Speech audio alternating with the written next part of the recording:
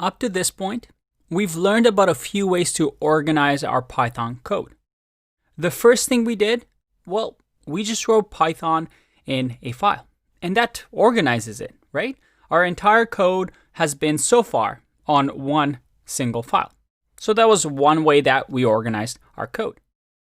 Next, we learned about functions. And functions were used as a way for us to not write code that we repeat over and over. We could write functions that we can use anywhere we want in our file, so that we can call these functions over and over. And we can name the functions appropriately so that our code makes sense. And then we learned about classes, right? These blueprints that we can create objects from. We can instantiate new Python data types beyond the ones that they just gave us, right? Instead of just having dictionaries and lists, we can create our own custom ones, our own lists maybe that have extra features. And we're able to use classes to organize our code, to box them up, and give each class a certain method and attribute that packages it nicely for us to use. We also learned about functional programming and how, unlike, let's say, object-oriented programming, where we see a lot of classes, with functional programming, we just use a lot of functions, a lot of pure functions. And we have data that we just pass into those functions. And we organize things into small little pieces. All of these things were meant for us to keep our code clean, make our code more maintainable, thus keeping our code organized. Because as we write more lines of code, it gets harder and harder to keep everything in your head. If other people join your team to work on your project, they need an easy way to figure out how things are working. But we still have a problem. And that problem is that everything is contained in this one file. All the functions, all the classes we've been writing has been on just one .py file. But in real life, this isn't the case. We have a lot more code. And we can't just have one file with millions of lines of code. So how do we stay organized? Well, if we had multiple files of Python, like this, because our project is getting bigger and bigger, would this work? Is there a way for us to link all of these files together? As a matter of fact, there is. And this is very common practice all across industry.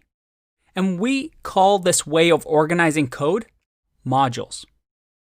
And modules are simply, well, these files. Each one of these files, each .py file is a module. And by building these modules, kind of like we built different functions, kind of like we built different classes, because inside of these files, we can have classes, we can have functions.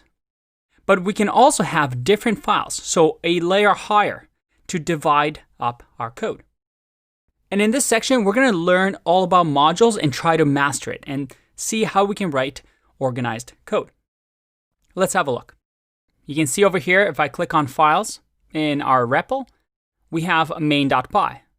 And every time I click run, this file got run.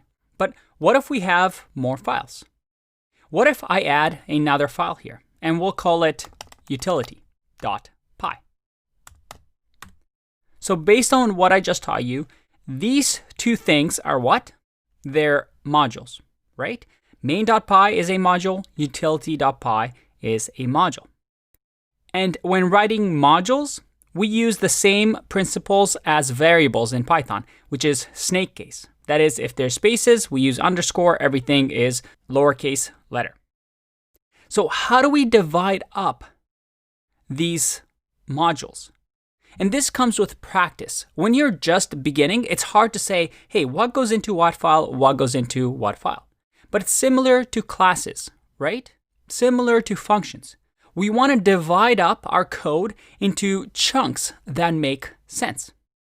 Again, let's say we're working at Netflix. We might have a file dedicated to videos. We might have another file or module dedicated to the login of a user. Maybe another file dedicated to analytics and figuring out recommendations for users. We want to group these classes and functions together inside of a file that makes sense. Now, one of the most common ways to use a module is something like a utility. Let's say we want to create a utility module. That is a module that has a lot of, well, kind of like a tool belt. Very simple functions that we can use all across our project because we can imagine here having multiple files. So let's create a very simple example. I'm going to say a multiply function exists here. And this takes a num1 and num2. And in here, we're simply going to return num1 times num2, a very simple function. And once again, we'll also have a divide function. And yes, this is kind of useless because we can just use the plus or the divide operand in Python, but stick with me here. I'm trying to show you an example. All right, so num2. I'm going to return num1 divided by num2. Nice and simple. So this is our utility module that has all these functions for us. Now, notice here that we're actually not doing anything in this file. I'm simply defining functions, but I'm not running any of the functions. But let's say we have this utility module and I want to use it in my main.py file. How would we go about doing this? Well, the way we communicate between these two files is quite simple. All we need to do is use the import command. We import and then give it the file name that we want to import. What do we want to import? We want to import utility. Just like that. And notice that I'm not adding the .py because we assume that whatever we're going to import is going to be a Python file. So we don't need to do that, just the name, just like that. Now let's print utility here. If I run this, whoa, did you see that? We have module utility from, and then this is a file path that this website generates for us. So it doesn't really matter. Now, there's a few things that happened here. One is that we generated this PyCache folder, _ PyCache. And oh boy, what is this gibberish? This is pretty confusing, right? Well, this PyCache is created every time we run a file with, let's say, import statements. So when we're using modules. You see, what PyCache does is when we click run, the interpreter is going to create this PyCache folder and it's going to say, hey, I'm running this file, this one main.py file. Anything that main.py file imports, let's say utility in our case, I'm going to cache it. So see how here it says .pyc? This is because it's using the C Python interpreter. Remember? This is the C Python, which is the interpreter written in C. So this is actually a compiled file. So that next time I click run here on my main.py, nothing changes. Because what's going to happen is instead of loading up utility.py, it's going to load up this compiled version of utility because nothing has changed in utility.py. And this makes things faster when I try to run main.py again. That's what caching is. Caching is, hey, I'm going to remember this and this is the compiled version so I don't have to go through the compilation step again. But notice that the main.py file does not get compiled because, well, we run it every time. Now, if we change the utility function to not have the divide in there, I click run, and you don't notice it here, but this has now been rerun because we have a different file. You see that we have multiply here, but not divide. So let's bring back divide again. Go back to here, click run.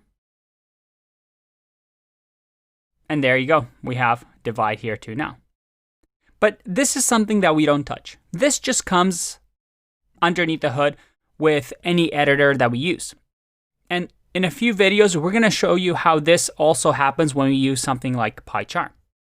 This is just something that editors allow us to do just so our programs can run faster. So I now have access, let's make this a little bit smaller. I now have access to utility. And here's the interesting part. If I do dot here, look at that. I have access to divide and multiply so that I can multiply numbers, let's say 2 and 3, click run. And I'm able to use the utility module in my main file. Very, very cool. If I do divide and I click run, I can use this as well. Very, very cool. And I can import as many times as I want. If I had a different file in here and I want to import another thing, let's say there's a utility2 file. Well, I can import that and import as many things as I want and use them across my files. How cool is that? So now we have a way to organize our code and have all these files communicate together. Because in real life, we have big projects. And these big projects are going to be worked on by different teams, different programmers. And we need a way to work with all these files. And by using the import statements between modules, we're able to use functionality, just like we were able to use the functionality that functions provided us between different files. And most of the time, if you're working at a company, the first couple of lines on a .py file are usually import statements because usually you're communicating with other files. Let's learn some more in the next video.